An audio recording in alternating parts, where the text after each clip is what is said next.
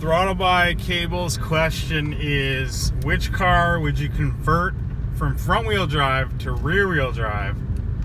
And what one car would you convert from rear wheel drive to all wheel drive? So it's hard to narrow it down to just one, but he did ask for just one. So my choice for converting a car from front wheel drive to rear wheel drive, I kind of thought long and hard about this. We've had this question pop up on the podcast before. My choice is a Saab 900. So like a Saab 900 Turbo SPG, or even like a Saab 99. One of the 900 series cars. They're a pretty substantial car. They're really nice. I don't know, they have a nice build quality to them. Nice solid feel.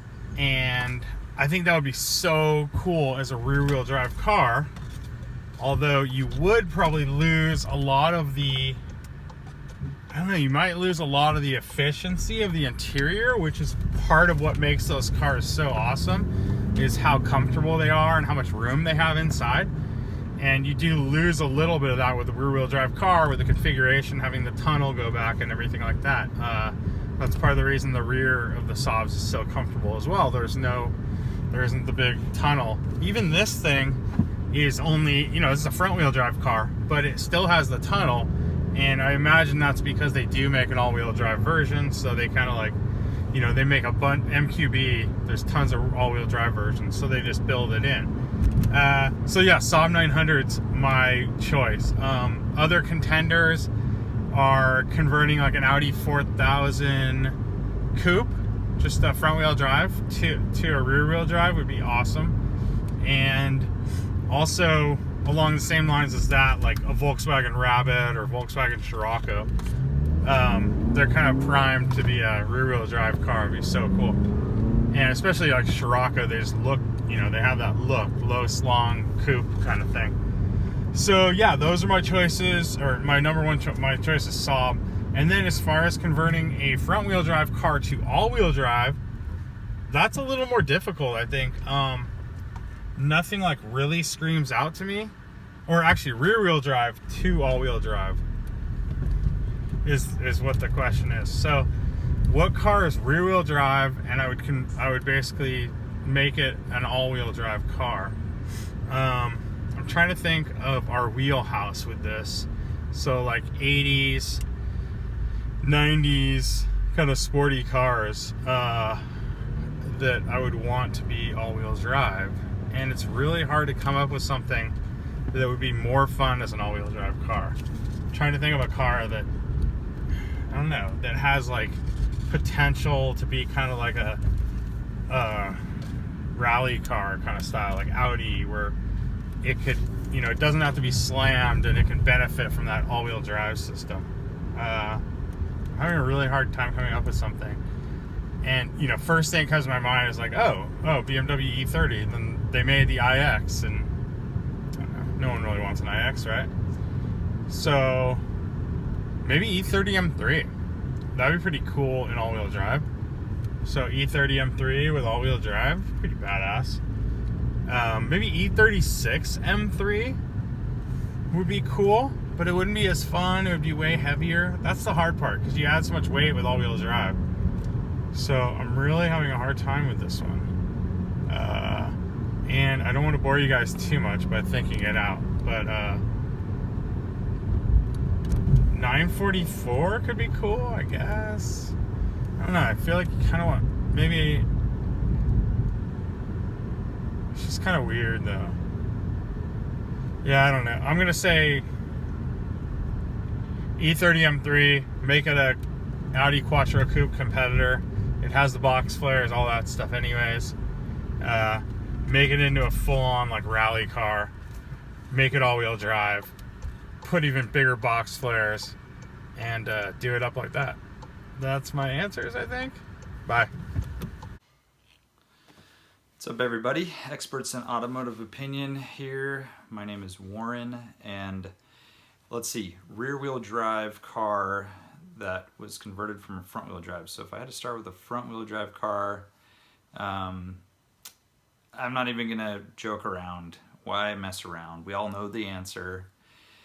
Cadillac Elante, 1992, North Star V8, 300-ish horsepower. Rear-wheel drive would have made it a contender. We all know Pininfarina styling, of course. No, that's not my answer. Although that would have been a good call for sure. So they should do that, but that wouldn't be the best choice for this conversion.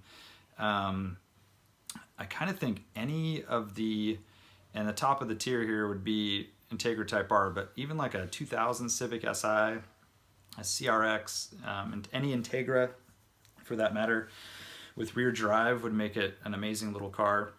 We always talk about the lack of a Datsun 510, so that would be even better. I mean, better build, better motor, especially a Type R, cult classic already, so imagine with a rear drive option. So I think I'm gonna go Integra Type R, rear wheel drive, and then I would take an Integra sedan for that matter with rear drive. Would be rad little car.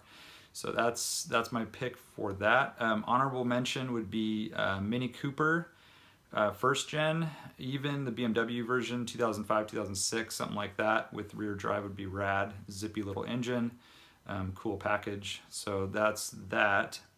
And then the all-wheel drive thing's a little tougher because I don't really desire an all-wheel drive car. In fact, if it's a model that's offered without it, I'll usually go with that. Like, for example, a 911, I don't really need all-wheel drive.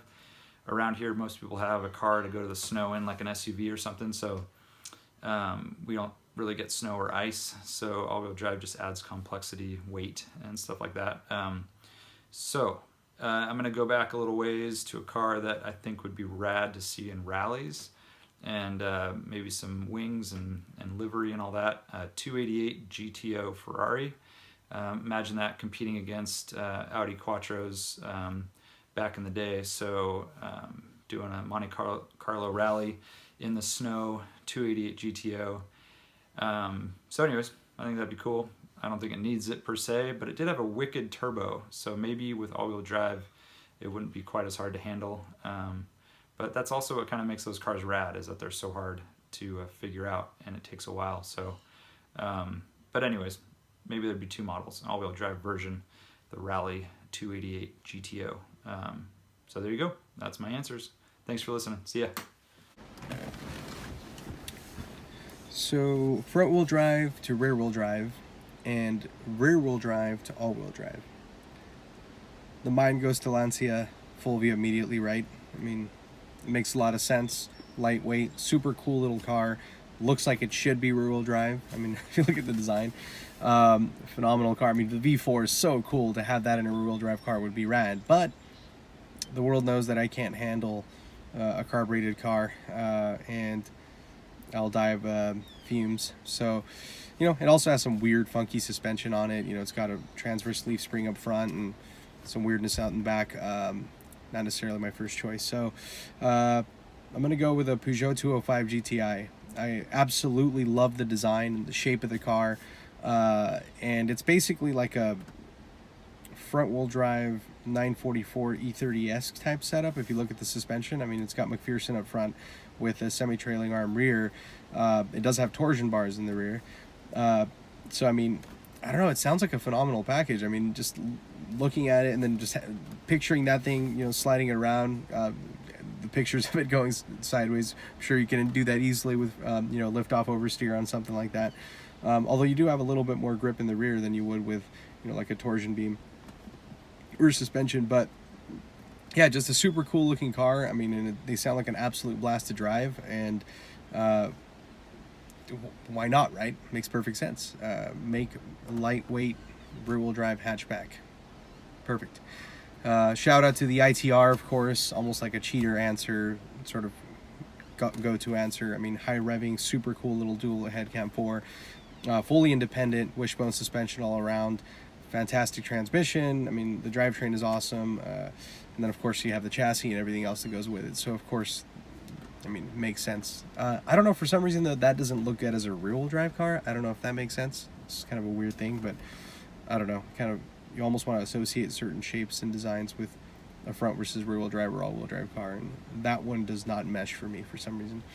And last shout out to the Alfa Romeo 164. I mean, what a beautiful car. Awesome drivetrain again.